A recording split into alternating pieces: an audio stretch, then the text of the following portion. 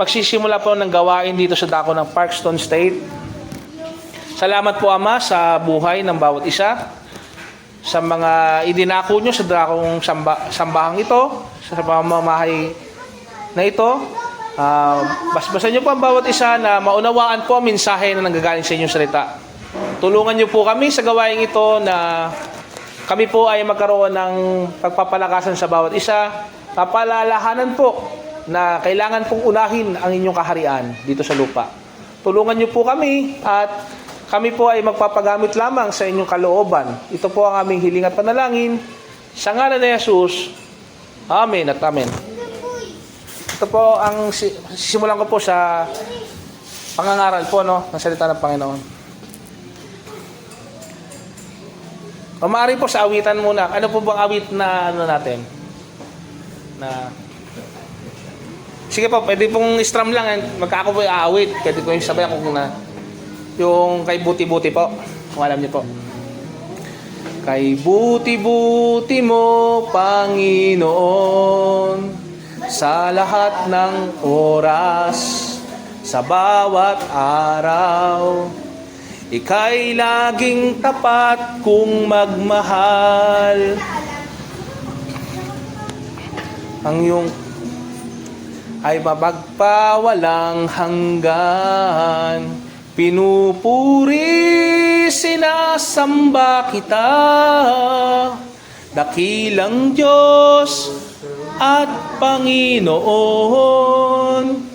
Tunay nga ika'y walang katulad, tunay nga ika'y di nagbabago. Mabuti ang Diyos na sa atin ay nagmamahal. Pinupuri, sinasamba kita, dakilang Diyos at Panginoon. Tunay nga ika'y walang katulad, tunay nga ika'y di nagbabago. Mabuti ang Diyos na sa atin ay nagmamahal. Purihin ang Panginoon sa umagang ito. Salamat sa Kanya. Darating po ang panahon na mag-aano po tayo dyan ng babasahin natin. Mas maganda. Para pagdating na araw, kahit walang tinginan, alam nyo na rin. No? Pag kayo nagpatuloy ho, dadami po yung alam nating awiting Kristiyano. Saka kung mapapansin nyo ho yan, kung isinasabuhay natin, ma-appreciate natin yung kanta. Yung bawat lyrics ng awitin. Dadako na po tayo sa pangangaral, or tawag na iba dito, sermon, Yung iba makikita nyo, may pulpito, parang pulpit, then may magsisermon. Ito, papakinggan po natin yung mensahe ng Panginoon sa dakong ito ng Parkstone State, na pinamagatang The Christian's Threefold Responsibility. Ang Kristiyano pala, ang nakaraan na pag-usapan natin, kung natatandaan po natin nung unang sanlinggo ng nakaraan, yung patungkol sa harden of heart. Pinatigas ng Diyos ang puso ni Parao. Pinatigas niya, ibig sabihin, ang Diyos pala may kakaya ng hindi. Halimbawa, ikaw, ayaw mong magsimba. Ayaw mong parang allergic ka sa gawain ng Diyos. O inaaway ka, halimbawa, ni Mrs. O ng kaibigan mo. O bigla ka nasira. Ang Diyos pala may dahilan din yan. May purpose pala yan. Kaya minsan, ang Kristiyano, pag kayo naging mananampalataya na rin, Kristiyano, kapag mayroong mga pag-uusig, hindi na naniniwala sa inyo, o kaya naman lulukuhin ka, o kaya naman bakit kayo may ganitong pangyayaring hindi maganda? Naghihirap ako ngayon. O kaya, may isip nyo ngayon, mababasa nyo ngayon sa Biblia, meron palang dahilan ang bawat bagay. Kung bakit, inaano niya pala, pagsubok pala yon para ikaw patatagin. Para ikaw tumibay lalo sa pananampalataya. Kasi alam, kung mabubuksan lang isip natin, hindi lang lagi yung papasaganahin ka, hindi lang lagi yung, bibigyan ako ng pera, bibigyan ako ng ganito. Ang pagkakilala para sa tunay na Diyos, kabuuan ng buhay mo, mabutit masama, mararanasan mo. Pero lahat yun may dahilan, may purpose. Ba't ako mahirap? Di ba? Pero may dahilan nyo kung bakit. Darating pa na malalaman mo kung bakit. Meron palang purpose. Pero sasabihin din ng Panginoon sa'yo, kailangan mo umasenso dyan para makatulong ka rin sa iba. Ganon yun. Kaya napakagandang pagiging Kristiyano kung maunawaan lang natin para sa kasal sa hirap at sa ginhawa. Hindi lang puro sarap ang Kristiyano. Kasi nagpapakasal tayo kanino? Sa Panginoon. Panginoong Hesus. May tatlo palang responsibilidad ng Kristiyano Ano-ano kaya? Sino makakasagot? Ha? Ang responsibilidad ba ng Kristiyano ay yung Sunday service? Ha? Ang Kristiyano ba ngayon ang kailangan may kapilya, kailangan may pagbibigayan. Yung ginagawa regularly, yung kantahan, ministry. Parang ginagawa natin ngayon. Yung bang ang responsibilidad ng Kristiyano every Sunday? Yun po ba? Nakikinig po ba tayo? Ako, galing ako sa pananampalataya ko dati. Simba. Pag Pasko. Ay, hindi pala. Pag kasal. Pag Pasko. Pag birthday. Di ba? Napapansin natin sa ibang, hindi malahat, no? Pero may mga Katoliko talaga na misa, naiisip natin. Nalilimutan talaga nila. Buti nga yung bayo ko, nasasabihan ko. O kamusta kayo mag-anak? Sabi ko, iniimbitahan ko dito Nagsimba naman po kami, kuya. Sige. Ibig sabihin, i-remind ko si Bayaw. Sana nga, totoo sinasabi niya. Kung nagsisimba, walang problema sa akin. Ako naman, taga-guide lang. Ngayon, malalaman natin ang responsibilidad ng Kristiyano, hindi lang pala sa simbahan. Kasi ang ibig sabihin ng simbahan, from the word ekklesia, sa Greek, yung po yung original na word niya, Greek, ekkekaleo. Ibig sabihin nun, kalipunan ng mga tao. Pag sinabing kalipunan, nagkatipon-tipon yung mga tao, tinawag, hali kayo, sumunod kayo sa akin. Sabi ni Jesucristo, sumunod kayo sa akin. Pakikita nyo. Sumunod kayo, ekkekaleo, ekklesia. Na nag-develop na, German, kaging church ang tawag, di ba? Yung pala ibig sabihin nun mga tao na tinawag. Di ba tinawag ko kayo kanina? Sabi ko, halina dito, halina kayo. Ganon. Ganon na ganon. Pero hindi lang po pala yun natatapos ang Kristiyano.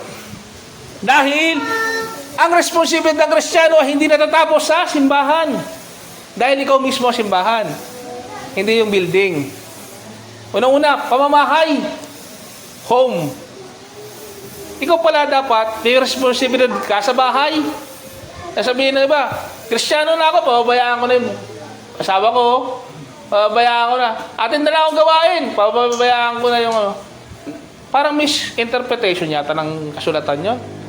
Kasi kung pinabayaan mo yung, paano mananampalataya naman yung pamilya mo? Diba? Ngayon, balanse po.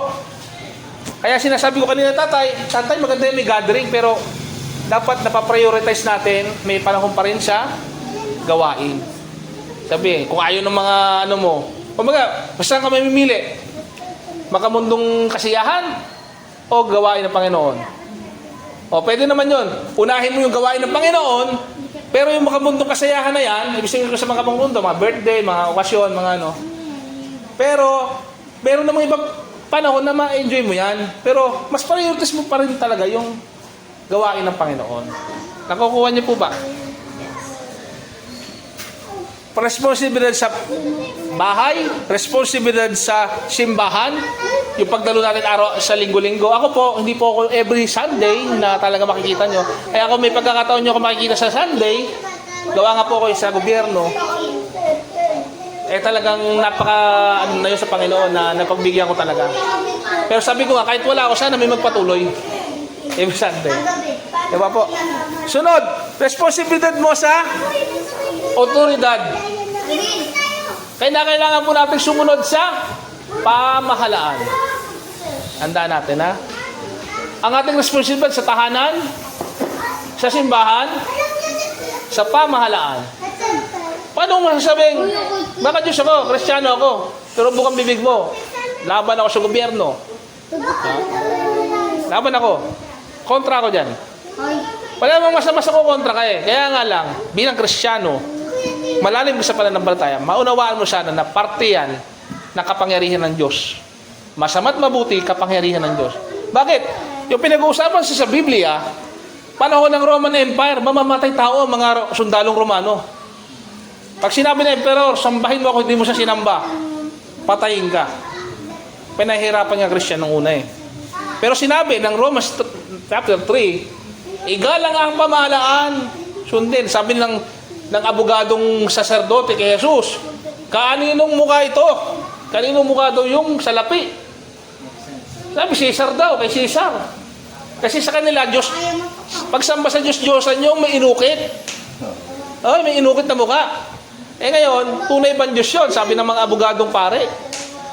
Sabi ni Jesus, hindi ba tunay na tao yan si Caesar? Ibigay ang ganang kay Caesar. At ibigay sa Diyos, sa Diyos. Ibig sabihin, sa pagbibigay ng buwis. Pagbigay kayo ng buwis. Sabi ng Panginoong Hesus Kristo mismo yan. Hindi niya sinabing, Kristiyano na kayo, huwag na kayo magbigay ng buwis. Sinabi niya, ibigay ang kay Caesar, ang ganang kay Caesar. Sabihin, irerespeto pa rin ng gobyerno. Gaano man kasama ito? Bakit? Hindi naman maging gobyerno yan kung hindi pinahintulot ng Diyos. Unang-una, ang bansa natin, demokrasyang bansa. Kung hindi natin binoto, palagay nyo, sa ating pinagsama-samang boto, mauupo sila? Diba hindi po? Kaya, ang dapat talagang ginagawa ng Kristiyano, sa sarili mong buhay, inaayos mo ang sarili mong buhay sa Pilipinas na ito, gobyerno ito, sa barangay na ito, makikitulong ka sa barangay, makikitulong ka sa munisipyo, bago ka kumuda. Naintindihan niyo po ako? Bago ka magreklamo, nakakatulong ka ba sa pamayanan? Nagwawalis ka ba ng kalsada? O nasunod ka ba sa ordinansa? Baka mamaya simpleng ordinansa, hindi natin masunod. Diba? So, magreklamo ka, Malacanang, ano mo na agad ng gobyernong pangkalahatan. Although, meron naman talaga. Kaya nga lang, may kasamaan naman talaga. Kaya nga lang, sinasabi natin dito, bilang ikaw Kristiyano na, mas malawak na ngayon yung pag-iisip. Na ito palang buhay dito, pansamantala lang, nadadaan ng gobyerno, lilipas, papapalitan ng bago. Nagiging maayos po ang takbo ng pag-iisip ng Kristiyano. Hindi siya madaling mag-alala. Naku, nakisali na kaya ako sa rally-rally o ano. Pag agad, masyadong pansamantalang buhay lang iniisip.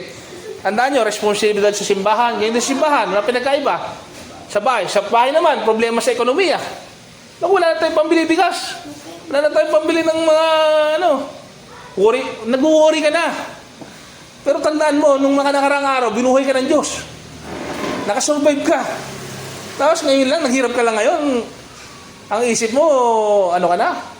Di ba pinapakain ng Diyos yung mga, dyan? Sabi ng Panginoon, kailitan pa na ng Panginoon. Mga maya nga, pinakakain niya.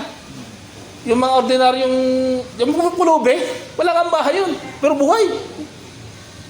Nakikita ba natin ang kagandahan loob ng Diyos sa lahat ng bagay? Kailangan natin ng pananampalataya para hindi tayo mag-alala. Para hindi tayo masyadong at gampanan natin yung responsibility natin sa buhay na ito. Tatlo tandaan natin Colossians chapter 3 verse 17. Babasahin natin sa Biblia. Sino marunong magbasa ng Biblia? Ina-encourage ko po na magbabasa po tayo. Kasi dito po tayo nakabase, hindi sa ating sariling kaalaman. Colossians. Tuwa ka Yan, nasa aklat ng Colosas, versikulo 3, 17. Basta, makinig po. At anuman ang inyong gagawin o sasabihin, gawin niyong lahat sa pangalan ng Panginoong Hesus. At sa magitan niya ay magpasalamat kayo sa Ama, sa Diyos Ama. Lahat pala ng gagawin, dapat sa pangalan ng Panginoong Hesus. Sa palagay nyo, gagawa ka ng mali kung sa pangalan ng Panginoong Hesus? Ha? Kung lagi ka nagdadasal, gagawa ka ng mali. Naku, Lord, magnanakaw ako. Pwede ba yon? Lord, pwede bang di ba, maiisip mo agad yung kabanalan, maiisip mo agad yung Kung alam mo may Diyos, gagawa ka ba ng mali? Yun ang maliwanag po sinasabi dito. Sa ngalan ng Panginoong Hesus ang gagawin natin. Ephesians chapter 5, ayan. Basahin lang po natin, kailangan may notes kayo kung sa susunod. Ephesians chapter 5 to 6, mababasa natin. And Romans 13, 1 to 7. Ito lang po, aklat ng Roma.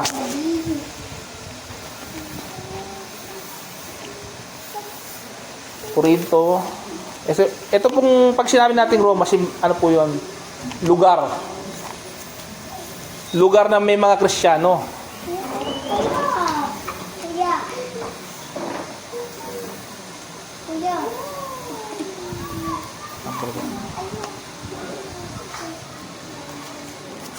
Alam mo yung ano dito? Nakita ko. Dali po. Ay, makita ko doon sa sir. Tama ako. Tama ako din. Romans chapter 13, Magabi 1 to 7. yung, di ba? Pwede basahin? May mga ilaw. Ikaw, mababasa mo to? Yung 13. Nakita mo lang si Yeah. Papa ni Hanggang 7 ha? Kuya Jomar 13 hanggang 7. Ito basahin. Pakilakas para marinig ng lahat. Ang bawat tao dapat kasakop sa mga pinuno ng pamalaan pagkat walang Ano? pamalaan hindi mula sa Diyos. At ang Diyos ang nagtatag ng mga pamalaang umiiral.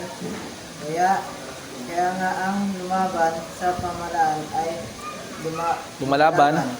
sa Tinalag itinalaga ng ng Diyos. Diyos at sila'y nararapat sa parusa.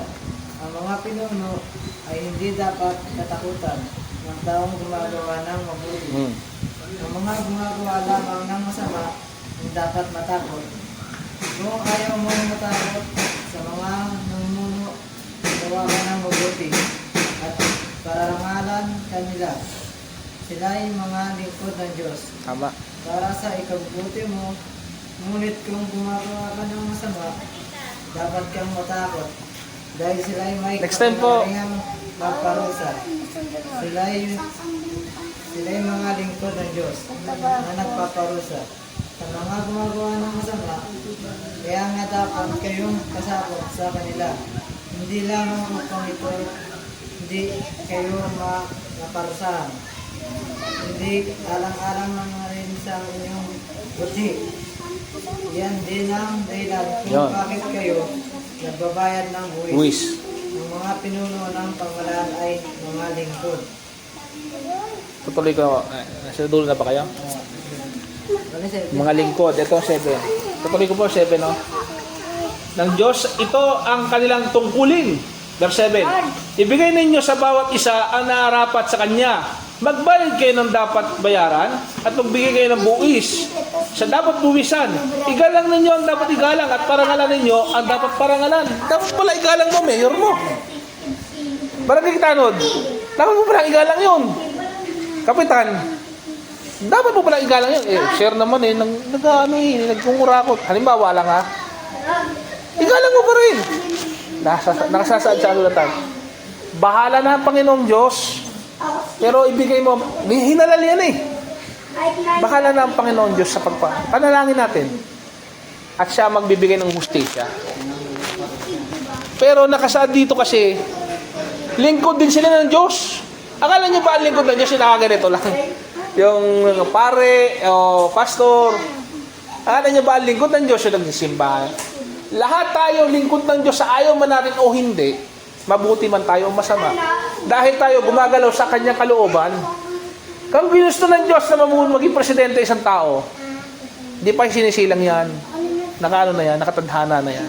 Pagiging presidente yan. Yung mga namumuno natin, nakatadhana na, nakalagay dito eh. Kung lumalaban ka, nilalabanan mo ang tinadhana ng Diyos. Ang presidente Marcos natin, palagay nyo, tinadhana ng Diyos yan. Na maging presidente yan. Para ba natin labanan? Hindi, para panalangin natin siya. Panalangin natin na maging maayos yung pamumuno niya. At ang Diyos na hahatol sa kanya. Mabutit masama, lingkod, handa natin ha, ang mga kapulisan natin, sundalo. Lingkod din po ng Diyos yan. Bakit? Kung walang pulis, palagay nyo, saan kayo hingi ng tulong ngayon?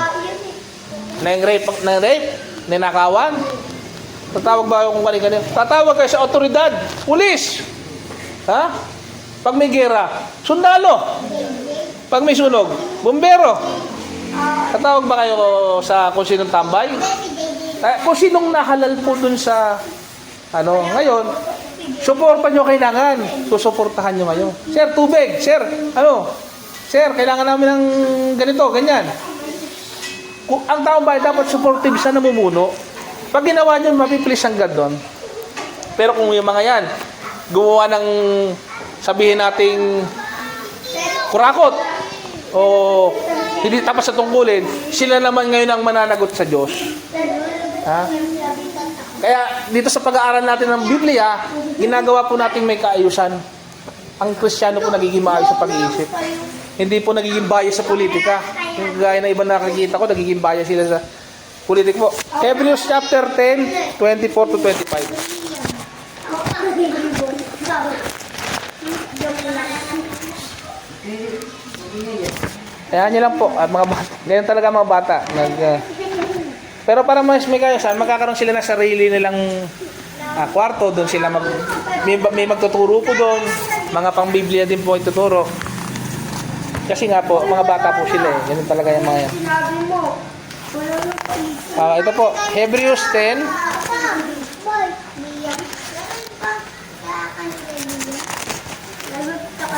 Kung napapansin niyo po, lagi ako nagbabasa ng Biblia. Kasi ito po yung basihan ng pananampalataya natin. Hindi pwede tayong kumuha lang sa TV o sa ano lang na walang basihan. 10, 24 to 25. Sapagkat si Kristo ay hindi pumasok sa isang dakong banal. Ay, mali. 24 to 25 pala. Ito. Sikapin din nating gisingin ang damdamin ng bawat isa sa pagmamahal sa kapwa at sa paggawa ng mabuti. Huwag nating kaligtaan ang pagdalo sa ating pagtitipon gaya ng nakasanayan ng iba. Ano pagtitipon? Yun ang church. Yan yung ginagawa natin ngayon. Salip, palakasin natin ang loob ng isa't isa. Kasi may time na tinatamad. May time na o walang pananampalataya sa Diyos. May time na nagkasala yung isang ano. Yun ang rule mo. Hindi lahat perfectong tao. Ikaw ngayon malakas ka sa pananampalataya. Di ba ako, mahina ngayon ako. Mga members ko, papalakasin ako. Magnanalig tayo sa Panginoon. Babalik uli yung kalakasan ko. Ganun po yun. Palakasin natin ang loob ng isa't isa. Lalo na ngayon, nakikita natin malapit na ang araw ng Panginoon. Mamaya, gagawin po natin yung banal na dulang. Ang simbolo po niyan ay pag-alala sa kanyang ginawa sa ating sakripisyo. Ginagawa natin yan hanggang hindi siya bumabalik. Tandaan natin, babalik ang Diyos, si Jesus, sa oras na hindi natin alam. Ang tunay na Kristiyano na ligtas po ay nakakagawa pa rin. Kunyari kayo, nabuksan. Huwag kayong magtataka bakit nakakagawa pa rin kayo ng hindi ng kasalanan. Minsan, Kristiyano na kayo, nag-iisip pa rin kayo ng masama. Nasalita pa rin kayo ng masama. At minsan, nakakagawa pa. Kasi hindi pa nga tayo perfecto. Bakit? Nandito pa kayo sa katawan. Anong ginagawa natin? Ba't tayo nangangaral? Para magpatuloy po tayo sa pagbabagong buhay. Nagkasala ka, humingi na tawad, magbabagong loob ka na uli. Ganun lang po. Sige po, ganun lang po yun. Hindi ibig sabihin, Kristiyano ka na.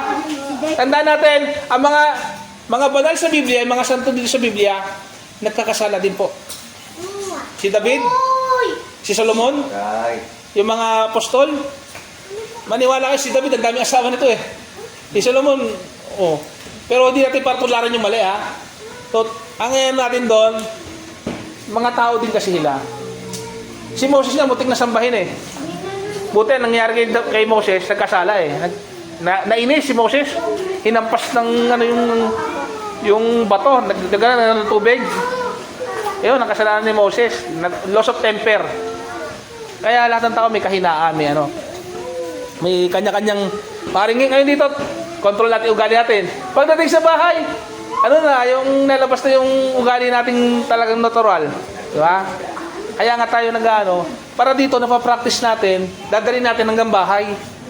Yung magandang asal po, magandang natutunan natin. Tandaan natin na tayo namumuhay dahil nabubuhay tayo sa Panginoon, sa pananampalataya. Ang buhay natin dapat nakikita kay Kristo.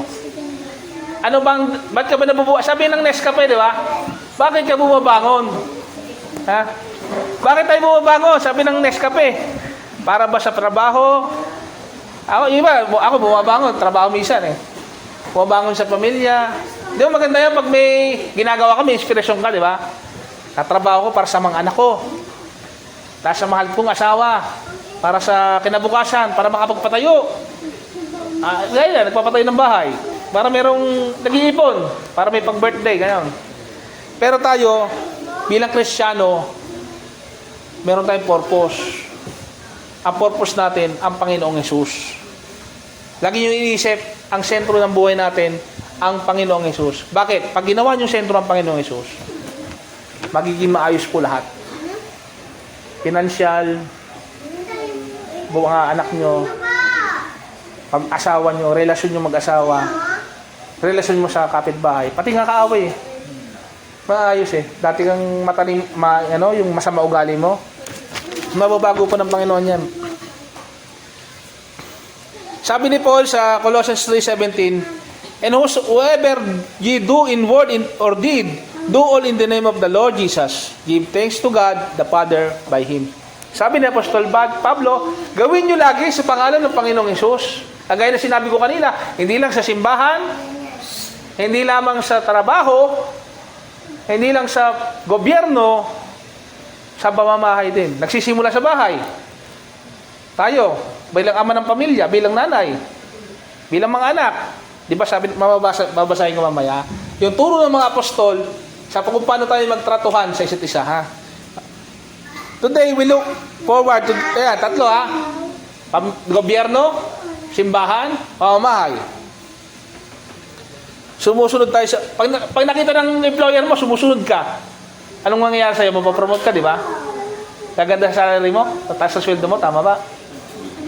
Pag ikay tapat, pagkakatiwalaan ka, tama? Subukan mo kayang hindi ka maka-Diyos, gagawin mo yon. Magnanakaw ka ngayon, mag-ano ka ngayon, inggitan, magkakaroon kayo ng ano. Sabagay, mapapromote. Kakainisan ka. Pero pag sinunod mo, ibigin mo kaaway, ano yun mo, wala ka sigurong kaaway. Kung may makaaway ka man, problema niya na yun, di ba? Ephesians 5-6, Colossians 3 make it very clear that Christian living, pamumuhay Kristiyano, ay nagsisimula sa bahay. Tandaan nyo, hindi kayo pwede maging patutuo sa community kung sa bahay, sira ka. Di ba? Kailangan, ayun, siguro tatamaan din ako nito. Salita ng Diyos to eh. Wag tamad, sabi ni San Pablo. Tama ba? May katamaran tayo minsan. Wag daw pakainin, sabi ni San Pablo. Ayoko nang basahin, eh. Wag pakainin pag tamad. Anong tamad? Hindi yung tamad na tamad na ayaw tumulong. Awa nyo?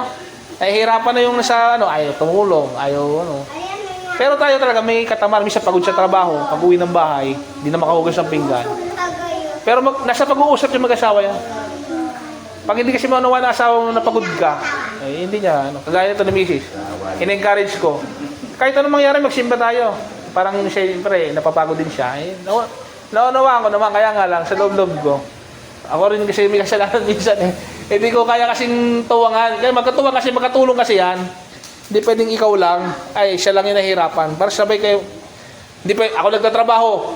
Ako lang yung bida, ako lang yung hindi pwede. Tutulungan mo si Mrs. Mas marami pang trabaho, di ba? Totoo talaga. Di ba tinatamaan din ako? Word of God yun eh. Hindi ko naman word of sarili eh. Kasi kung word of sarili ko, iiwasan ko yung yon. Di ba? Sabi dito, ibig asawa, lalaki. Ibigin mo asawa mo, babae. Salita ng Diyos. Masama, tama. Tama po, di ba? Ibigin mo ang asawa mong babae, kagaya ng pagmamahal ni Kristo sa kanyang iglesia. Mahal ni Kristo ang kanyang church. Tayo ang church eh. Binigay niya kanyang buhay eh. Kung paano binigay ni Kristo ang kanyang buhay sa marami, sa atin, ganyan din naman ikaw, bilang asawang lalaki, ibigin mo yung misis mo. Misis mo yan eh.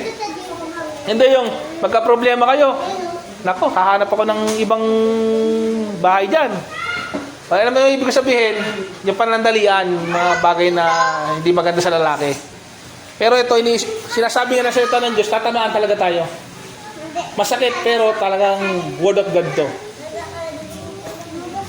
Kailangan sa nagmamahal nagbibigay. Alam mo yung bibigay? Sweldo. Ibigay mo. Ibibigay mo sweldo mo, kasama yung pera. Baka naman nakikipit pa tayo.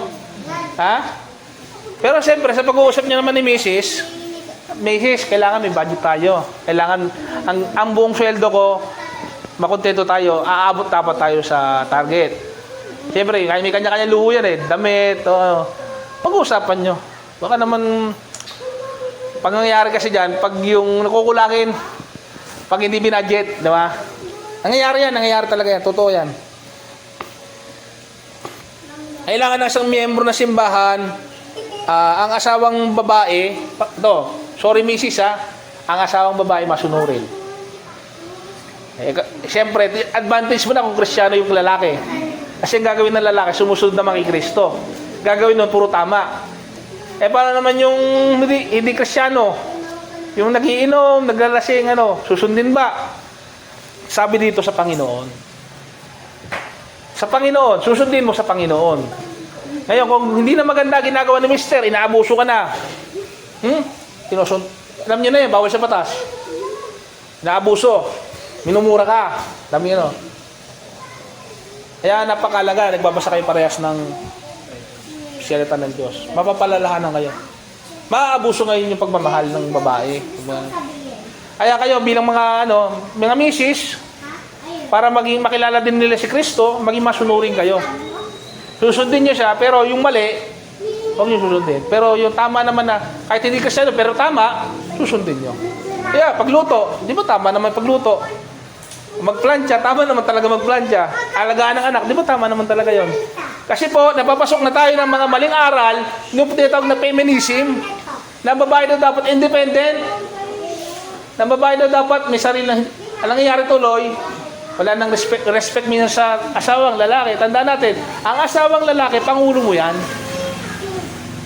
Alam niyo yung ibig sa pangulo? Leader niyo yan. Mga babae, leader niyo yan.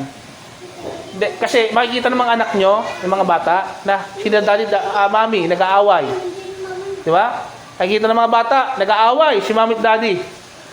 Pero pag nakita niya, harmonious kayo. Si mami, submissive.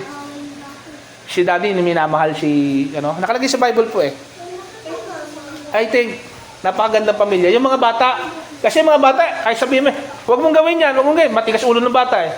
Pero kung nakikita sa inyo, gagayahin po. Ako, patotoo sa inyo. Hindi naman ako nakakaiwas dyan eh. Natuto rin ako bisyo, inom, sigarilyo. Natuto rin ako niya kasi barkada. Pero pag-isip-isip ko, tatay ko nga, hindi na nigarilyo eh. Tatay ko nga, iniwasan na yung Hindi ba, bilang binata, nag-isip din ako. Tumanda na rin ako. Oo nga, ayoko na gawin. Di ba? Darating sa punto, dapat nagbabago na. Di ba? Oo, dadanasin ng tao yung nagkasala. Pero dumaan ka lang sana. Huwag ka nang namatay ka na, ganun ka na. Na hindi ka na nagbagong buhay. Di ba? Yan po. Pagiging mabuting magulang, mabuting anak, mabuting asawa. Kailangan po yung magti-train po tayo sa sarili, didisiplinahin po natin sarili natin. Lahat naman tayo dumaan sa hindi disiplinado. Noon di ka marunong magluto. Noon di ka marunong maglaba. Kung di ka marunong, sanayin mo. Noon di ka pala simba. Sanayin mo. Natututunan lahat ng bagay. Natututunan po lahat yan. Yan, 1 Timothy 5:8. But if anyone provide not for his own, and especially for those his own household, he hath denied faith, and worse than infidel. 1 Timothy chapter 5 verse 8. Kapag hindi mo na-provide yung pangangailangan ng iyong mga anak, masahol ka pa sa hindi sumasampalataya. Naintindihan po ba natin? Yung basic na pangangailangan, pagkain, inumin, pang-aaral, useless. Kaya kailangan tayo. Ang pagiging Kristiyano pala ganun, responsable.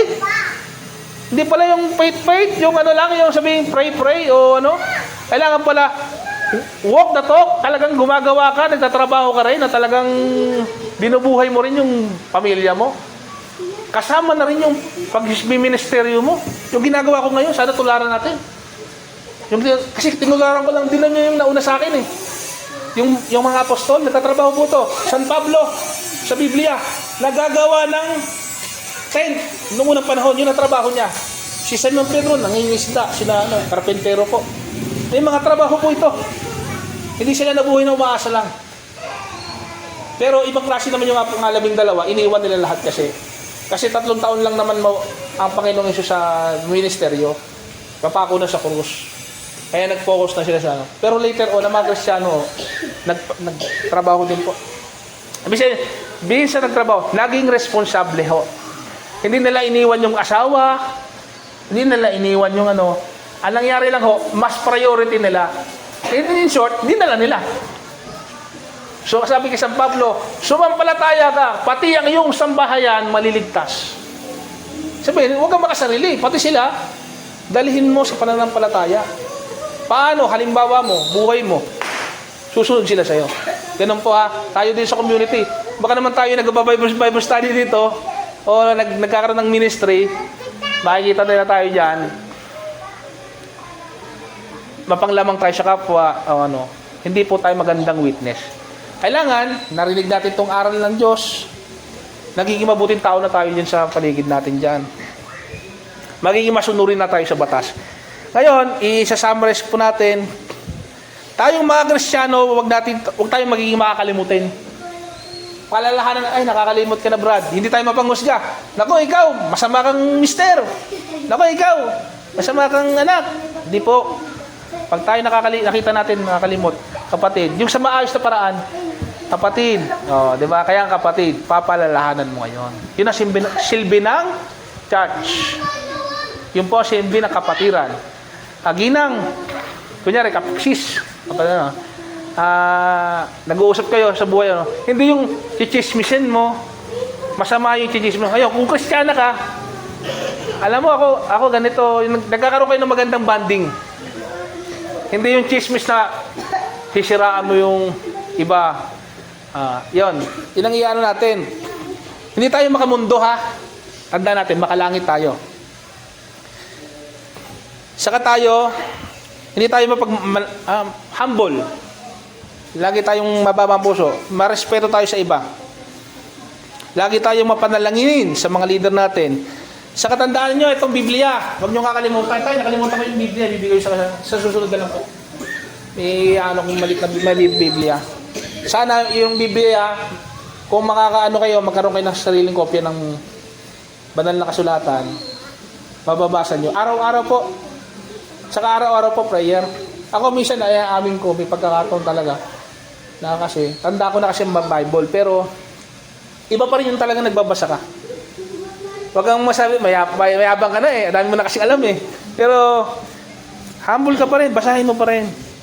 Kaya napapansin nyo, binubuklat-buklat ko na lang Kasi, Espiritu ng Diyos, alam ko na kasi, na kaalaman ng Panginoon kasi yan eh. Ayan po, maging mabuti tayong katiwala dito sa mundong ito.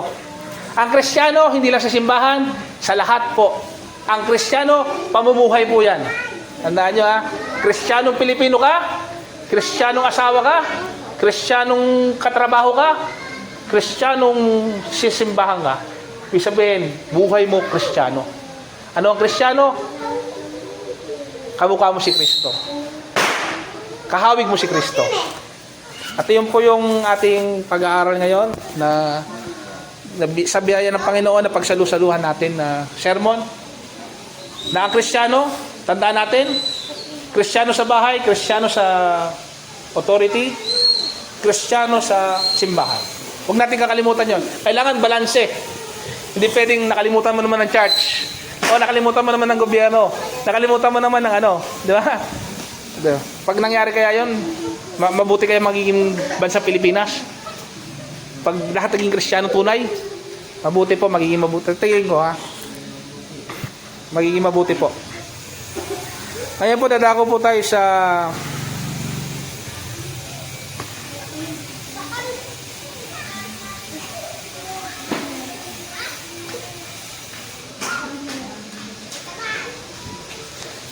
banal na gawain ng Diyos, yung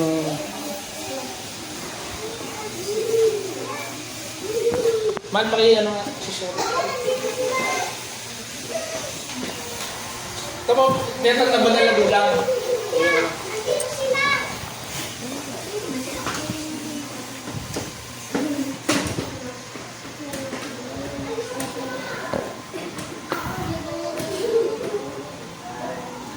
Alam niyo po yung kantang Kordero ng Diyos?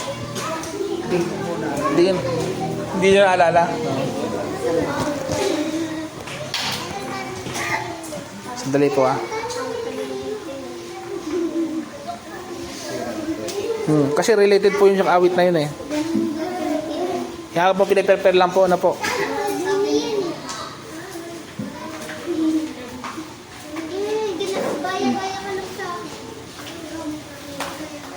Yung mahal yung tinapay. Ano? Hati-hatiin mo. Hindi, ano yan. Isa po isa eh. Hindi ko marupsin.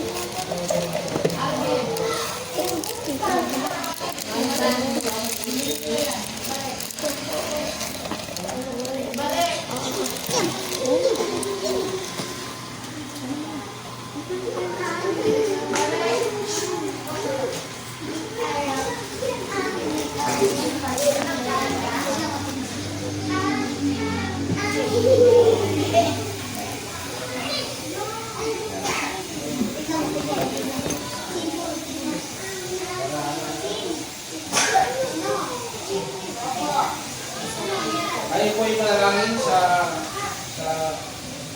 bagay ito. Dakilang Diyos, nagpapasalamat po kami ngayon at alalahanin po namin ang ginawa niyo sa krus ng baryo at taong gabing kayo ay nakatipon, tumupot ang Panginoon sa tinapay at sinabi, ito ang katawan na hinandog para sa marami. At ang ubas na siya maging simbolo ng kanyang gawok ng magbabayad ng kasalanan ng bawat isa. Pagkasa po ang salak ng inyong Ebanghelyo. Tayo po salamat Panginoon at kami po at ang anak nito. Amen. Pagpapawag isa na higit.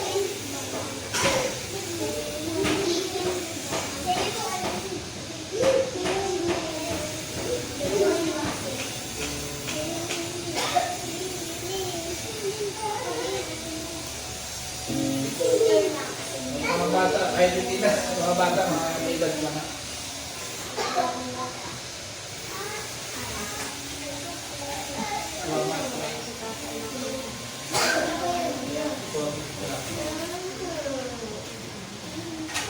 Inumin po natin ang batang, kainin po natin ang tinapay na katawag ko siya.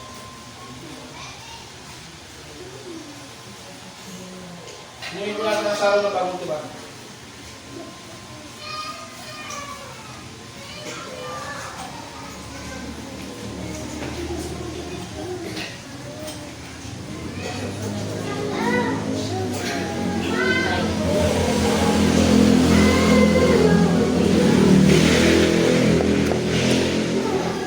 Ngayon po, papaliwanag ko sa inyo, meron pang gawain sa inyo pagbibigayan. Kaya nga lang, dahil nagsisimula pa ang tulungan natin, hindi ko na muna iniin po. Dahil wala pa naman ako sa inyo sinasabi. Pero may aral ko talaga doon, pagbibigayan. Yung pagbibigayan yan, magagamit po yan sa gawain ng Diyos. Sa pagpapatuloy natin, sa pagpapanatili po natin ng samahan. Diba ba? Pagbibili ng gamit ng kapilya, doon po magagamit. Kaya pagtulong sa mga po sa pagbibigayan. Sa sunod po, kapag tayo ay medyo mag-aaral na po tayo dyan, voluntary na kakain. Kayo po manalangin sa pagkatapos ng gawain. Maaaring sabay, ang handa po ko isang awitin, then pwede yung bago tayo manalangin ito. At tayo po natin yung heart of worship. Ito po yung English sa atin.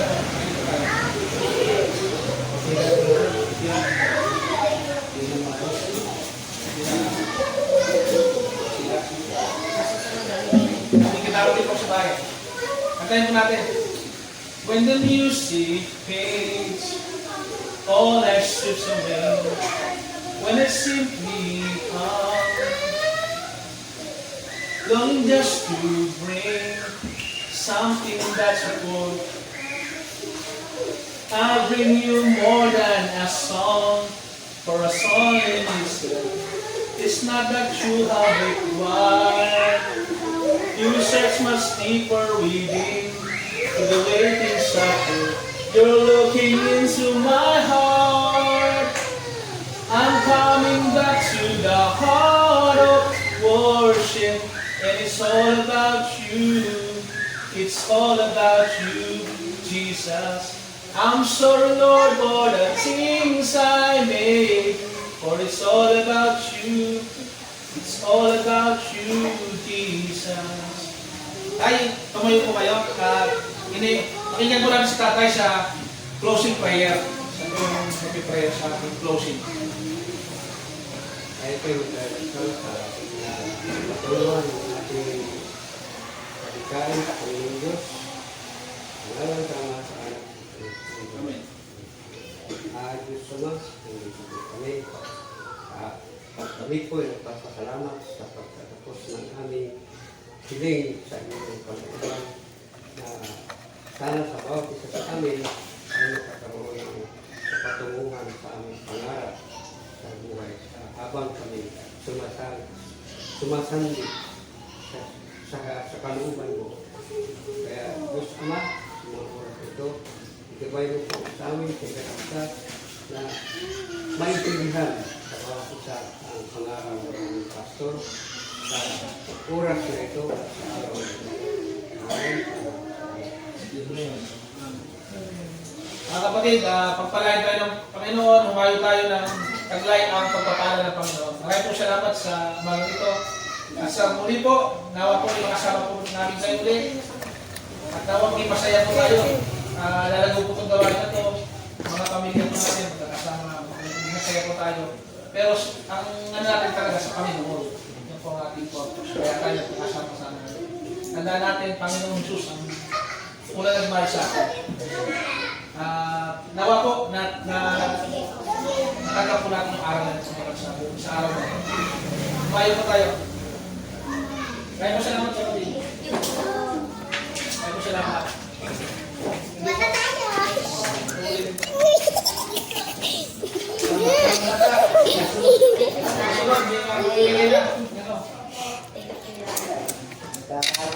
Wow! Ay, sa susunod pala, mag-ano tayo? Dala ng babasan. Ay, salamat sa inyo. Ang paulit po. Iyo. Pero pa kayo outing. Ganti na. Kasusunod tayo mag-outing. Kasama. Uy. Ay, gagi ko. Sakit na rin. Pagkala, pagkala natin outing. Susumbong nita. Ay, pag pag nagsasalita ng hindi tayo nag-aaway. Amen.